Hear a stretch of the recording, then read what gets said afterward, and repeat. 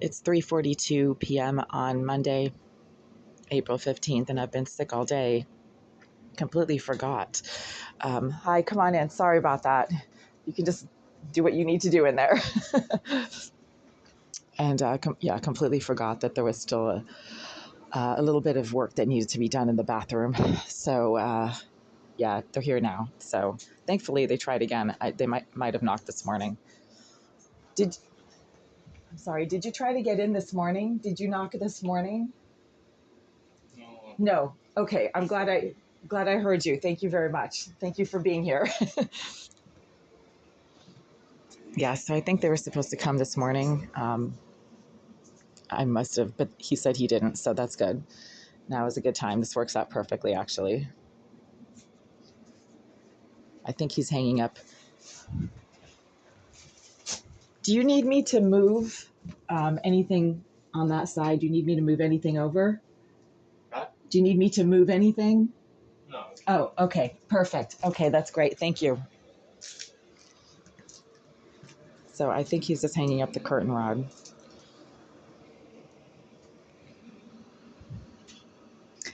Yeah, so he said he didn't try to knock this morning. I think we had agreed that he'd show up in the morning, but hey, he's here now. I had to move everything over once again, so it took me a few minutes to get him in here. I had to move the boxes and luggages that are over by the door usually.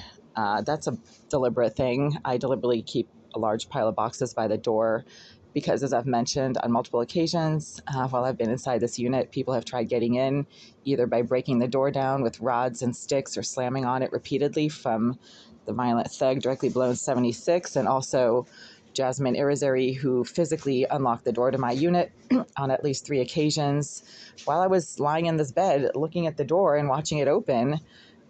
She started doing this in 2017 and stopped sometime in 2019 after I had made multiple complaints to management about the fact that she was letting herself into my apartment while I was physically in it. That was Irizarry, the psychopath who Greenville has chosen to continually house in the bathroom behind this wall since 2013. They told me that they officially moved her out sometime in 2022, but she continues to reside in this building. That is according to them. That's not my imagination, and I've seen her physically on several occasions over the last year, and she's somehow able to access the permanently vacant premises of her former unit, and she's constantly filling this bathroom and area with smoke and fumes. So again, it's about 3:50 p.m. now on Monday, April 15th. Today was a holiday. I kind of forgot that maintenance was going to be here today. Part of my brain thought it was Tuesday that they were going to show up, so I'm glad that I heard the maintenance crew member knocking on my door 10 minutes ago or so.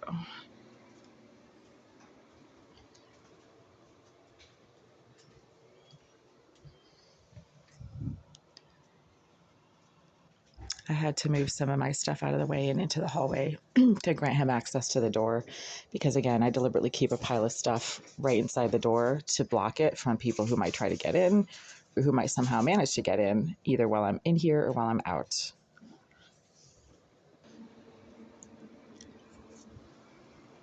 Is it all done?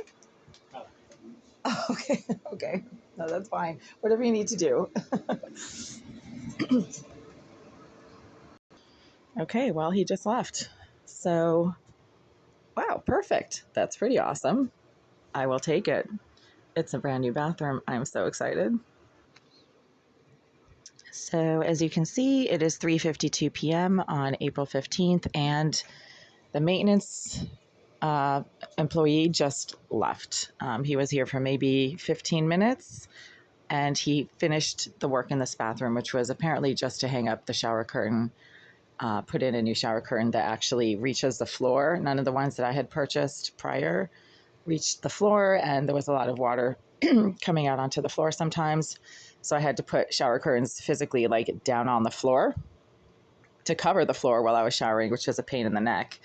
Hopefully this will prevent that problem from happening now that they hung up a proper shower curtain, because I was hanging up my shower curtains with nails and putting them into the wall because my shower curtain rods were slipping and not properly sized. I guess that's the problem with me doing things myself because I'm not a maintenance person and I don't have a lot of expertise in home renovations. So when I purchased my shower curtain rods, they were slipping and the curtains were not reaching the floor.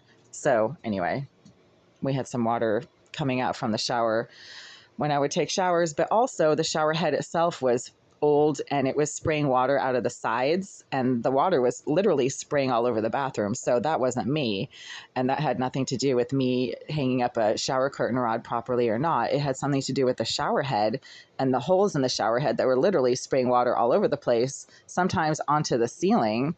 And that's part of the reason why some of those ceiling tiles cracked and then fell through, because they softened up due to the moisture from the shower head itself that was here when I moved in. That's the original shower head from before 2011.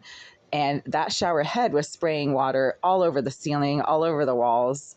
I think I might have mentioned it to maintenance at one point. They said they would get a new one. And anyway, I know Jorge, the former maintenance manager, was going to do that.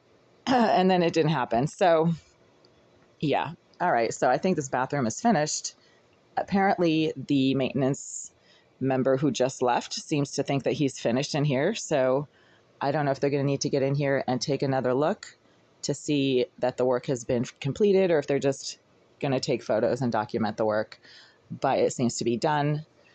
And thankfully he knocked on my door at 3:40 today and not early in the morning, because again, I was sick. I tend to get sick really easily in this unit. I'm perfectly fine when I'm out.